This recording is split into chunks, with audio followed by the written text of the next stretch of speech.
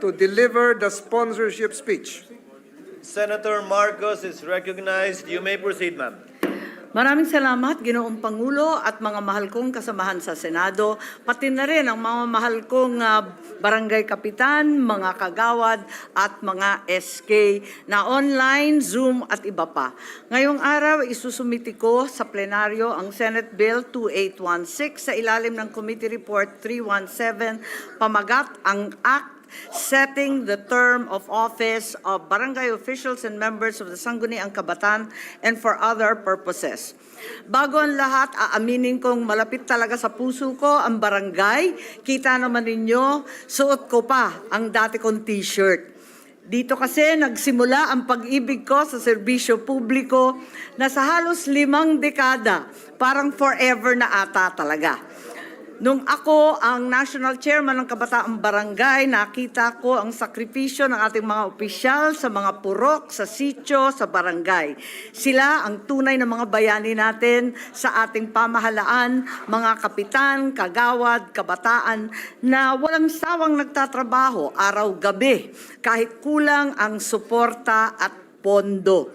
Sa totoo lang, sa dinami-dami ng ating mga pinapasang batas, halos lahat bumabagsak sa barangay para sa implementasyon. Sila na ang nagpapatupad ng national programs. Sila pa rin ang abala sa mga lokal na responsibilidad. Sobra na sa trabaho pero kulang sa pondo. Nasususpindi pa kapag may bulilyaso sa implementasyon, arestado pa nung panahon ng COVID kapag may nangyari na labag sa mga protokol. Samantalang malaki ang bahagi ng budget para sa kanila sana, nasusunog lang naman itong budget sa dami at sa dalas ng eleksyon. In the immortal words of the great American President, Thomas Jefferson, municipal corporations are small republics from which the great one derives its strength. Ito na po ang barangay, a small republic indeed. As a way to strengthen local government units, local autonomy is ensured by Section 25, Article 2 of the Constitution.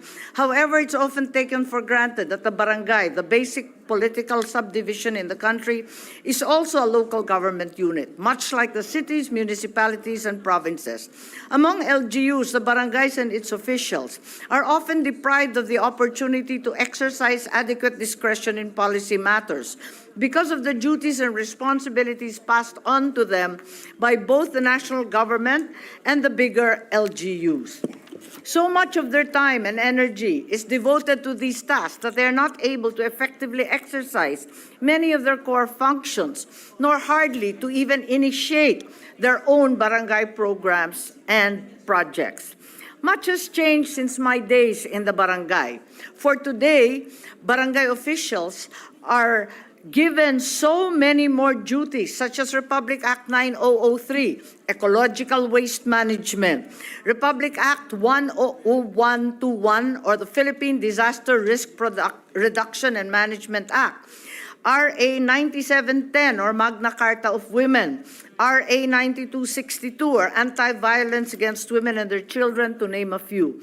In addition, the DILG requires barangay officials to participate in a plethora of programs such as the Community Gardens Program, weekly cleanup, road clearing operations, various information campaigns, implementation of anti-illegal drugs program, the Talipapa program. The list is endless.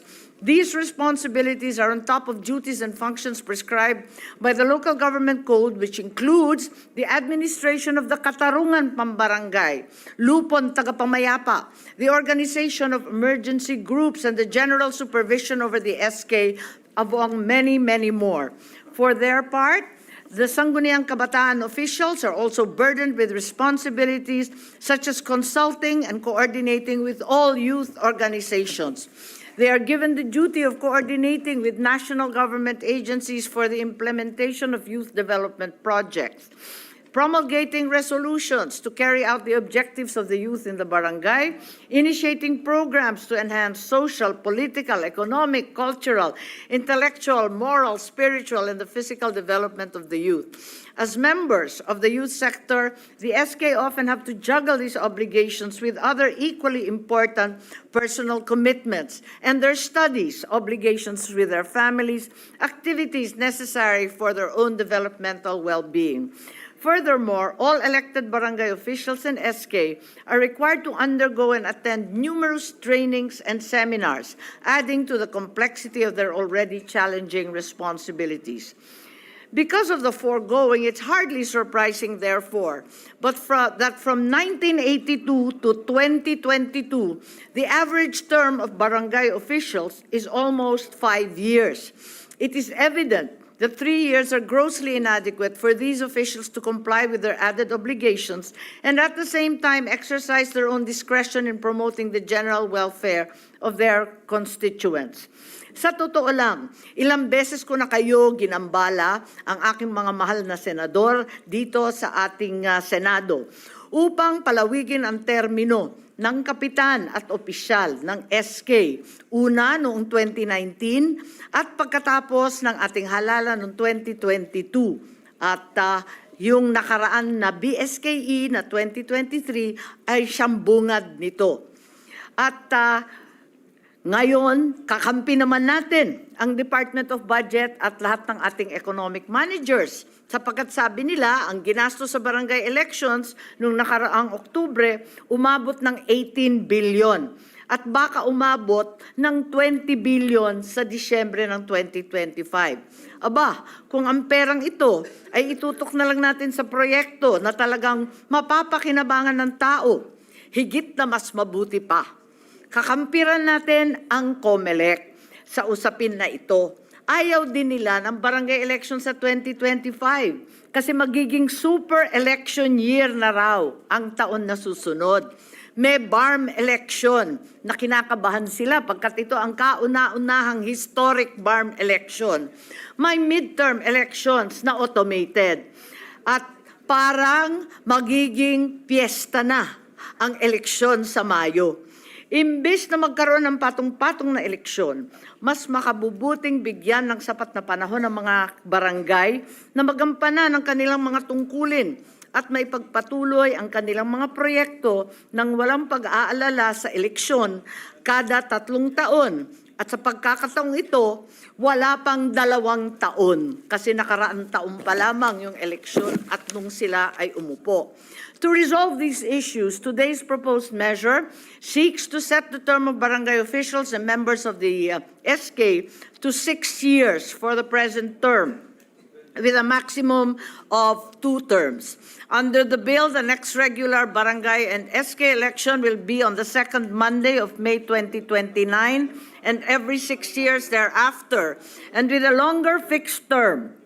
The barangay officials and members of the SK will deepen their understanding of both national and local issues, as well as implement their own medium and long-term initiatives at the barangay level. In addition, setting the term of barangay officials and members of the SK will assure us that finally the barangay and SK elections will never coincide with the national and local elections, thus ensuring a more focused and effective governance cycle, while at the same time allowing COMELEC to have adequate time to ensure peaceful and orderly elections. Finally, this longer term of 6 years, which was in fact the original term provided for the barangays previously, will negate the reasons commonly advanced for ad hoc extensions of the terms of barangay and SK, much decried by the Supreme Court decision issued last year, that the term is too short, that there is election fatigue, or similar justifications that they felt indeed were not valid. As of 12 September, more than 1,151 barangay, city, municipal, and provincial resolutions from all parts of the country, as well as 165 resolutions from the SK chapters nationwide, have endorsed this measure. And I ask my distinguished colleagues to hear their pleas and finally enact Senate Bill 2816, setting the term of office of barangay officials and members of the SK and for other purpose. Kilalanin din natin ang hirap ng ating mga barangay, lalo na yung maliliit sa isla at kabundukan. Marami pang pagbabago ang kinakailangan sa ating mga barangay. Tama lang nabigyan sila ng dagdag na honorarium upang maibsan ang bigat ng kanilang trabaho. At syempre, isama na rin natin sa GSIS para may maaasahang financial security ang pamilya nila sa oras ng pangangailangan. Panahon nang ituring natin mahalagang bahagi ang barangay sa pamahalaan. Sa kabuuan, ang pagpalawig ng termino ng mga barangay at SK ay hindi lang praktikal. Isang malaking thank you rin ito sa kanilang sakripisyo at trabaho. Ibigay na natin sa kanila ang tamang suporta upang magtagumpay sa kanilang mga tungkulin para sa kapakanan ng ating mga komunidad, malaki man, sa syudad man, maliit man, o sa kasuluk-sulukan. Maraming salamat po mga Ginoong Pangulo at mga mahal kong kasamahan sa Senado. Sana naman maaksyonan na natin ito dahil kung hindi, baka ipapabarangay pa lahat tayo. Thank you, Senator Marcos. Majority Leader. President, next to deliver his co-sponsorship speech is Senator Ramon Revilla Jr. Senator Revilla is recognized. Ang babaw ng suhol mo, kapatid. Mr. President, it is an honor for this representation to co-sponsor Senate Bill number 2816 under Committee Report number 317. With this proposed measure, we are reinforcing the constitutional policy on local autonomy to give our barangays as state partners freedom and independence in charting their destiny for the common welfare of our people. Let us stress how the barangay is defined under the local government code. As the basic political unit, it serves as the primary planning and implementing unit of government policies, plans, programs, projects, and activities in the community, and as a forum wherein the collective views of the people may be expressed, crystallized, and considered, and where disputes are amicably settled.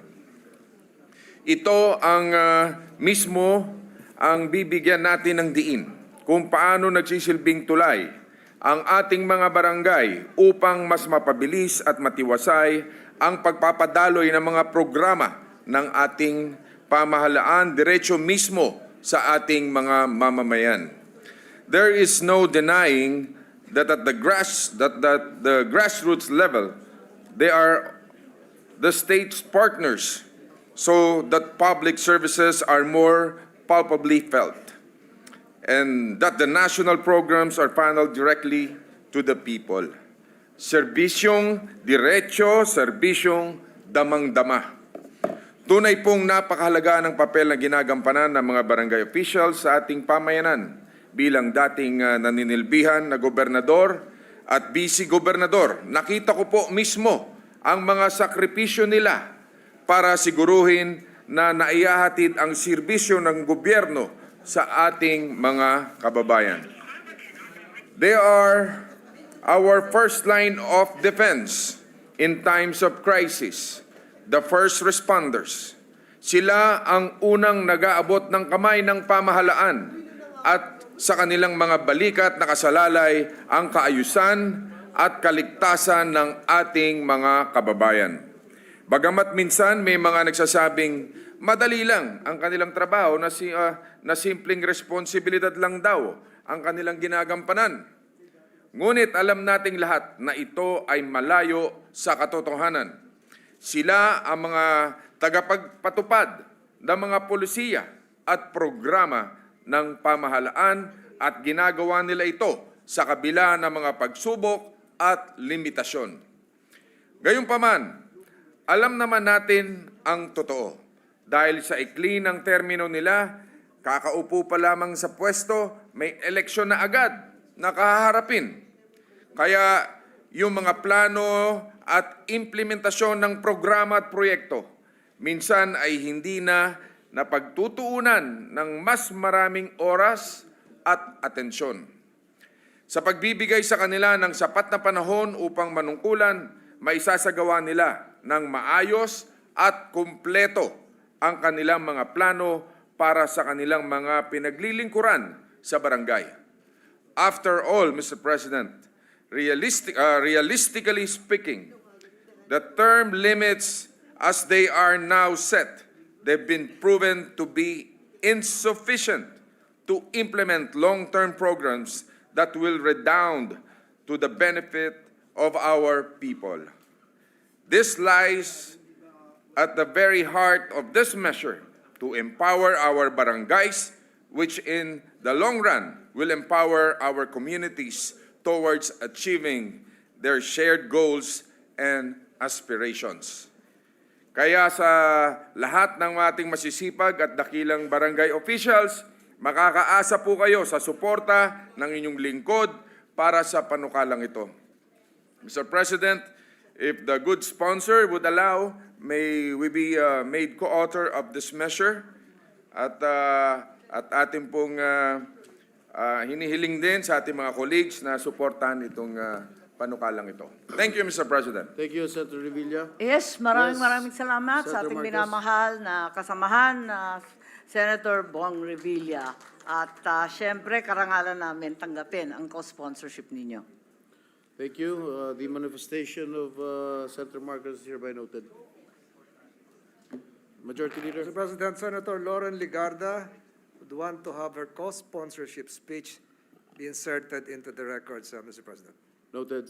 Mr. President, with the prior approval of the committee chairperson, that I be made likewise a co-author of this measure, I now rise to deliver a co-sponsorship speech, Mr. President. You may now proceed. Barangay officials, as we've been told and experienced, play a crucial role as the foundation of our governance system, serving as the first responders and local leaders closest to the people. Kabisado ko po ito, Mr. President, dahil ako po ay isang local government official din ng matagal at mahabang panahon. By establishing a clear and consistent term of office, this bill will seek to enhance their ability and implement long-term projects, address community needs, and foster stronger connections with the constituents they deserve. This measure not only brings much-needed consistency to barangay leadership, but also empowers officials. I'm referring to all barangay officials, not just our barangay chairman, kagawads, SK, federation officials, but even other barangay officials affiliated with barangay governance, such as the BHWs, the barangay nutrition scholars, the Lupon Tigapamayapa, and all the others serving the barangay governments. With stable terms, they can cultivate partnerships, create impactful programs, and better address the unique issues of their communities. In supporting this bill, Mr. President, we reaffirm our commitment to a strong local governance and honor the essential work of our barangay officials, especially those who served during the COVID lockdown days. Let us give them the tools, the time, and trust they need to serve their communities more effectively. I am proud to stand in support of this measure and commend the main author, Senator Marcos, for the dedication of our barangay officials to strengthening local governance across the nation. Maraming salamat po. Thank you, Mr. Majority President. Leader. Senator Marcos. Yes, thank you very much. It's with heartfelt gratitude that we accept the co-sponsorship of both Senator Lauren Legarda as well as our Majority Leader, Senator Francis Tolentino. Maraming salamat po. Mr. President, Thank you. I move that we suspend consideration of this very important Senate Bill number 2816. Is there an objection? There being none, motion is approved. Thank you, Mr. President. Mr. President, I move that we transfer from the calendar for ordinary business to the calendar for special orders, Committee Report number 333 on Senate Bill number 2797. This is the bill declaring Pampanga as the culinary capital of the Philippines. I so move, Mr. President.